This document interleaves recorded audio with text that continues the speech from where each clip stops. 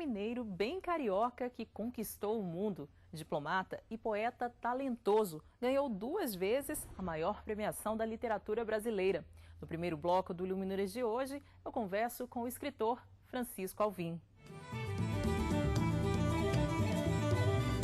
Francisco Soares Alvim Neto nasceu em Araxá, Minas Gerais, no ano de 1938. Foi secretário da representação brasileira junto à Unesco em Paris e cônsul-geral do Brasil na Espanha e na Holanda. Estreou na literatura em 1968 com o livro de poemas Sol dos Cegos. Em 1981, sua obra Passatempo e Outros Poemas foi a vencedora do Prêmio Jabuti, conquista repetida em 1988, desta vez com a coletânea Poesias Reunidas.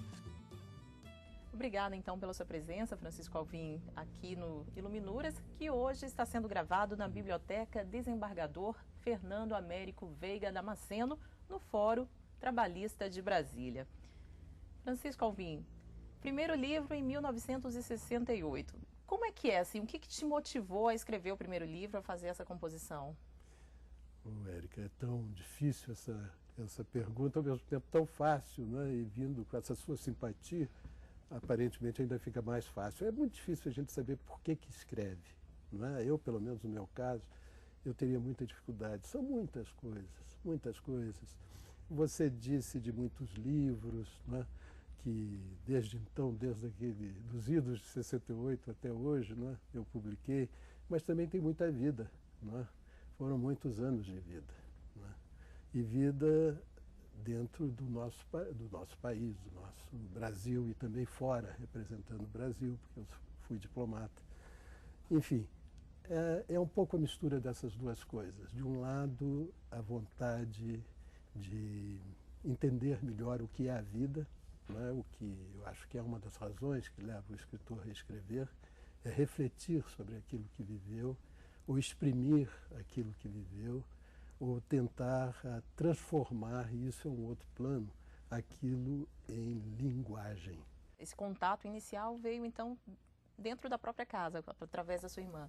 Sim, em boa medida, sim. Sem dúvida, eu começo a ter um pouco a noção do que é poesia, através da influência que ela exerceu sobre mim, a partir dos meus 14, 15 anos. Eu, não apenas no plano da literatura, mas um pouco antes disso, 9 anos, quando eu tinha meus 10, 11 anos, Maria Ângela Alvim é o nome dela, ela fez parte da primeira turma de assistentes sociais formadas no Brasil, em Belo Horizonte. Morávamos em Belo Horizonte. E ela me levava sempre para o SESI, onde ela trabalhava, e também para uma espécie de orfanato que havia nas imediações de Belo Horizonte, em que eu via o contato dela com aquela gente mais carente naquele período. E a Ângela exerceu uma influência sobre mim que eu não posso nem dizer o tamanho que foi, sabe? Mas é uma pessoa... Enfim, tive essa sorte de ter essa irmã e, ao mesmo tempo, uma certa infelicidade, porque ela morreu muito cedo. Morreu com 33 anos. Na época eu tinha 20 anos, 21, por aí. Certo. O seu primeiro livro foi em 1968. Sim. Depois, 5 anos depois, você estava em Paris e acabou publicando Passatempo. A rigor foi o seguinte, foi 68, eu fui removido, foi o meu primeiro posto. Eu fui removido para Paris porque eu tratava dos assuntos da Unesco como jovem diplomata na Secretaria de Estado, que é o Ministério das Relações Exteriores aqui no Brasil. E aí eu fui removido para esse meu primeiro posto em 68. Neste mesmo ano de 68, eu editei por conta própria esse meu primeiro livro, Sol dos Cegos. Né? Em Paris eu fiquei 2 anos e meio, 3 anos e voltei ao Brasil, me licenciei do Itamaraty e aí eu vivi no Rio até 74, quando eu reingresso na carreira diplomática e venho para Brasília. E aí eu publico em 74 no corpo de uma coleção muito em voga, sistema dos poetas do período, porque não tinha público, poesia sempre com um público muito reduzido, mas eu fiz amizade com um poeta formidável, um grande amigo, o Cacaso, que era um espírito, tinha um espírito de liderança muito forte, era muito transitivo, e ele nos reuniu a 5 escritores numa coleção chamada Frenesi, onde eu publiquei este livro de poemas, Passatempo, que incorpora poemas que eu escrevi, uma primeira parte que chama-se Passatempo, justamente, que vai de 68 a mais ou menos 71, e uma segunda parte que eu dei o título de Exemplar Proceder, que são os poemas que eu escrevi já no Brasil entre 71 e 74. O livro é de 74, portanto, e saiu nessa coleção Frenesi. De lá para cá, vários livros, né? Com uma certa constância também. O mais recente foi O Metro Nenhum. Isso. O que o leitor vai encontrar em O Metro Nenhum? Aquilo que irá encontrar certamente nos outros também, nacos da minha vida.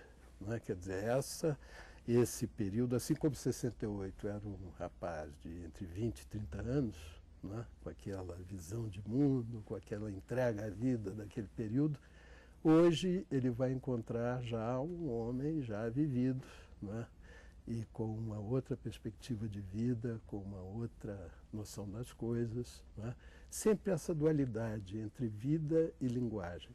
Né. A poesia. Houve um tempo em que Schmidt e Vinícius dividiam as preferências como o maior poeta do Brasil. Quando, por unanimidade ou quase, nesse jogo tolo de se querer medir tudo, Drummond foi o escolhido, ele comentou: alguém já me mediu com fita métrica para saber se de fato sou o maior poeta?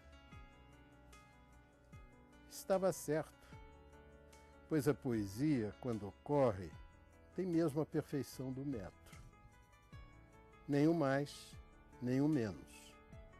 Só que de 1 metro nenhum, 1 metro ninguém, 1 metro de nadas.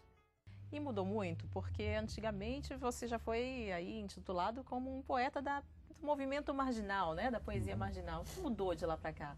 Muda muita coisa.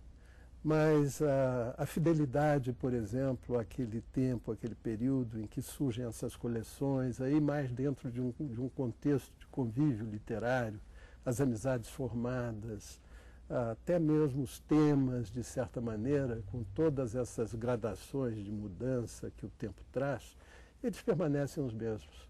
Um interesse pelo país muito grande, né? Uma vivência das coisas brasileiras na medida que me foi dado, que a minha vida me deu, as minhas circunstâncias, limites, né, de sensibilidade, de inteligência, de tudo. Né? Tudo isso entra no... continua. Enquanto eu estiver vivo, eu acho que tem isso, é a força da vida, né, que te põe para diante. Com certeza. E em relação às premiações, né? Foram 2 prêmios Jabuti. O que isso significa hoje para você? E será que vai vir ainda mais alguma obra, de repente mais um prêmio? Olha, prêmio sempre foi muito bom, não é? Eu ter recebido o Jabuti, os 2 Jabutis, e o meu primeiro prêmio, que eu não esqueço, que é o Paula Brito, enfim. Foram vários prêmios assim que são prêmios, exatamente, não é? Que você recebe todos sem rigor, sem exceção, me surpreenderam.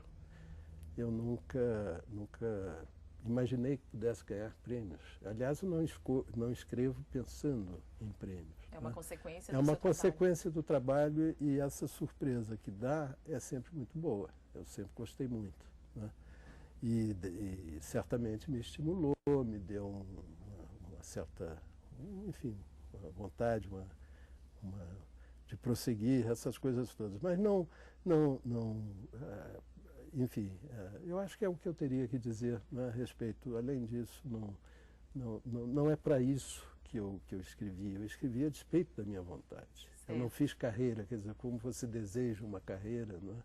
Como quer uma carreira, com poesia isso não acontece. Você não quer nada, você simplesmente faz ou não faz, escreve ou não escreve. Não é? E já tem algum projeto aí na gaveta, não? Não tenho projetos. Eu nunca escrevi por projetos. Uma vez um jornalista, amigo meu, fez uma brincadeira muito engraçada. Ele pôs nos jornais que eu estava com um novo livro. Aí eu cobrei dele. Falei, mas como é? Eu nunca falei com você, eu estou sem livro nenhum, e agora? Como é que fica? Ele falou, olha, Chico, você, francamente, você é poeta, não é? Todo poeta tem um poeminha assim, solto no ar. Mas daqui a pouco você põe 2, 3, 4, você tem um livro. Então não está errado o que eu disse, não é? Eu achei que tinha razão. É isso, então não é? tem algum no ar? Tem, eu escrevo, não parei de escrever. Então, de repente, pode ser que dê para publicar um livro. Agora, publicar é diferente. Publicar, você senta, pega aquele material todo que você reúne, e aí tem um trabalho realmente, aí é que entra o trabalho, no meu caso, o trabalho mais consistente. É saber da consistência daqueles poemas, como é que uns vão chamando os outros, como é que o livro vai nascendo de um ritmo que eles próprios poemas, nesse período todo que eles passaram se fazendo, e sem que eu prestasse muita atenção, eles próprios foram ganhando uma vida e eles vão te indicar se há o livro, se o livro existe ou se o livro não existe. O que vale dizer é que o livro se escreve. Você nunca escreve o livro, no meu caso. É o livro que vai se escrevendo e vai se formando por si mesmo. Francisco Alvim, muito obrigada pela sua presença aqui no Iluminuras. Érica, foi um prazer, viu? Realmente foi uma oportunidade muito boa dessa nossa conversa e eu espero que o Iluminuras continue e que goste, né, dessa minha contribuição, que foi dada de coração. Com certeza, muito obrigada. E o Iluminuras não terminou. No próximo bloco, eu entrevisto o advogado Paulo Castelo Branco. Não saia daí. Até mais.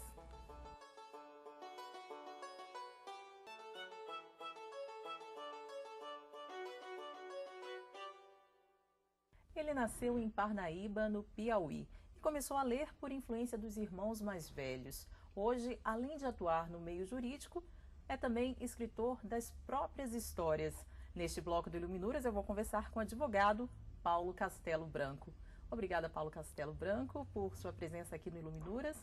E um fato curioso que eu notei aí, estudando sobre o senhor, é a ausência de uma biblioteca na sua casa. Você não tem biblioteca em casa, por quê? Tive um dos meus irmão mais perto, nós somos muitos, somos 11. O mais perto era um jornalista, foi escritor, era premiado, Carlos Alberto Castelo Branco. E ele escreveu uma vez um conto em que ele falava dos livros nas bibliotecas, que o livro tinha fugido, porque queria ser conhecido. E nós passamos a ter esse costume de ler os livros, passar para os irmãos e depois doarmos os livros para que outras pessoas pudessem ler. E eu mantive isso a minha vida toda, todos nós lá em casa fazíamos assim. Eu, claro, tenho os meus livros de pesquisa, tenho os livros autografados de amigos que a gente guarda, mas os livros que compramos ou que ganhamos, nós doamos todos. Quando queremos ler de novo, a gente vai e compra o outro livro de novo. Certo, é uma forma de manter aí esse livro vivo, né? O livro fica vivo. A ideia do Beto, meu irmão, era que livro bom é livro livre. E nós fizemos isso, e eu mantive, procuro que meus filhos façam a mesma coisa. E tenho até um carimbo que eu coloco quando vou dar o livro, eu coloco um carimbo, quem não lê, mal ouve, mal fala, mal vê. Leia e repasse para outro leitor. E acredito que meus colegas escritores não fiquem chateados de não faturarem mais a venda desse livro, mas é uma forma de incentivar a leitura. E agora você fala também que na sua casa era uma casa de leitura e uma casa de conversas. Por que isso? Como que era? Porque todos nós, não só nós, mas nossos primos, os nossos parentes, trabalhávamos muito cedo. Todo mundo tinha que trabalhar e todo mundo tinha que estudar. E quando encontrávamos a mesa, sempre uma mesa de muita gente, era contar as histórias que se passaram, que se ouviu. As histórias da vida que nos levou sempre para a leitura, para sempre buscar conhecimento. Agora, como que você passou de leitor para escritor também? O escritor era quase natural. Quem lê, escreve. Muitos têm dificuldade de divulgar a sua obra. Lá em casa não, todo mundo escrevia, todo mundo distribuía e rodava em mimeógrafos. E a gente ia escrevendo e cada um tinha uma história diferente para contar. E às vezes as mesmas histórias, porque as histórias se repetem naturalmente, mas de forma diferente de contar. Então nós fomos sempre buscando na leitura também escrever. E em relação ao primeiro livro que você escreveu, como que você passou então, assim, já que seria um processo natural, né? Mas como que você conseguiu publicar o seu primeiro, que inclusive agora foi reeditado, né? Que é o Brasília 2030. Como que foi esse processo? É a história de um homem que, como eu, veio para Brasília e aqui viveu e viu a cidade sendo prejudicada por interesses políticos e destruindo a concepção original da cidade. Depois desse primeiro, veio uma série de outros, né? Inclusive temos um aí que já está quase sendo lançado. Ladrão de Histórias. É um hacker que queria ser escritor e que entra no computador, essas histórias diárias, entra no computador de escritores e rouba as histórias. E faz sucesso, e aí a história chega, corre sangue. Agora, é necessário também para que o jurista, quem faz direito, leia bastante também. É um processo natural, geralmente quem faz direito lê muito. Eu acho que o advogado que não tem uma leitura constante, ele fica afastado da habilidade de contar os dramas do seu cliente, as necessidades do seu cliente. Então, acho que a leitura facilita muito para que o advogado desenvolva o raciocínio e desenvolva a escrita. E você seria capaz de citar alguns autores que são extremamente recomendáveis para estudantes de direito e também para os juristas, né? Durante a sua atuação, livros obrigatórios, romances, enfim. Um livro que serve muito para compreender, inclusive, o Brasil, é o livro do ministro Vitor Nunes Leal, Coronelismo, Inchada. São três pontos: Coronelismo, Inchada e Voto. É um livro do ministro Vitor Nunes Leal em que ele trata das dificuldades sociais do Brasil, da injustiça social, isso lá nos idos de 40. Então é um livro fundamental para o estudante. Acho que aqueles que puderem ler, devem ler. E um outro livro, que também considero importantíssimo, é de um conterrâneo meu, por acaso, o ministro Evandro Lins e Silva, que por acaso nasceu em Parnaíba, no Piauí, numa circunstância. Mas o ministro tem o Salão dos Passos Perdidos, que é uma longa entrevista que ele deu sobre o direito, sobre a literatura, sobre política, que considero muito, muito, muito importante. Certo, vamos então aproveitar e conhecer um pouquinho mais do ministro Evandro Lins e Silva. Evandro Cavalcante Lins e Silva nasceu em 18 de janeiro de 1912 em Parnaíba, Piauí. Estudou na Faculdade de Direito do Rio de Janeiro e, além de advogado, foi também jornalista, escritor e político. No início dos anos 60, ocupou o cargo de Procurador-Geral da República. Em seguida, tornou-se ministro do Supremo Tribunal Federal, mas acabou aposentado compulsoriamente pelo governo militar em 1969. Evandro Lins e Silva ocupou a cadeira 1 da Academia Brasileira de Letras, de 1998 até sua morte em dezembro de 2002, na capital fluminense. Um detalhe importante na sua carreira é que em 1999 você foi secretário de Segurança Pública. Como que foi essa experiência?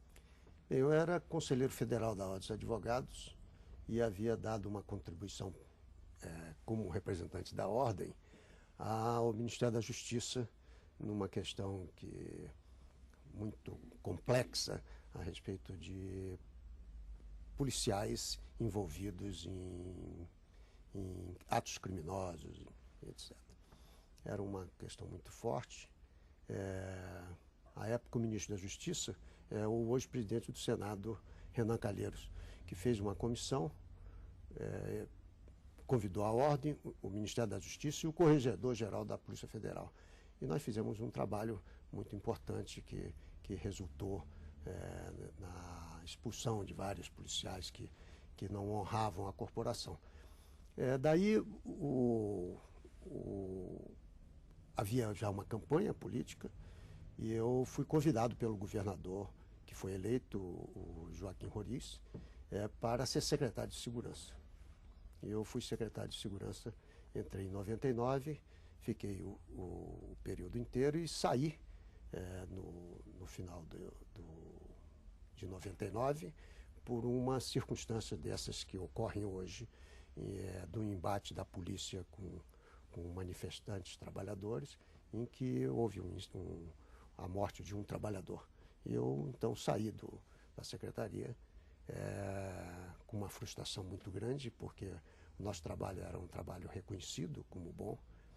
E foi a minha melhor experiência na vida, não só pelo incidente, que me marcou muito e me prejudicou muito, mas que o trabalho foi muito bom, porque eu fiz o que acho que a gente deve fazer hoje.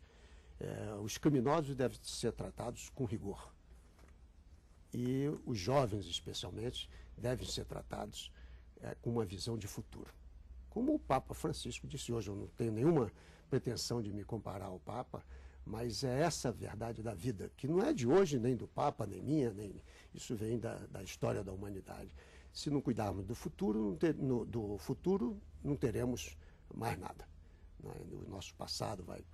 Então a gente não cuida nem do jovem, nem dos idosos.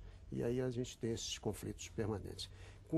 Nesse momento, nós tiramos presos de delegacia de polícia, que era um desejo da Ordem dos Advogados. A primeira coisa que fiz foi acabar com o preso em delegacia de polícia, que é uma vergonha nacional.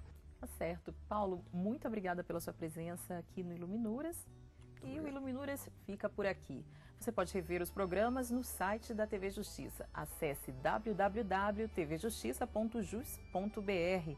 E na semana que vem tem mais um encontro marcado com o direito e a literatura. Até mais!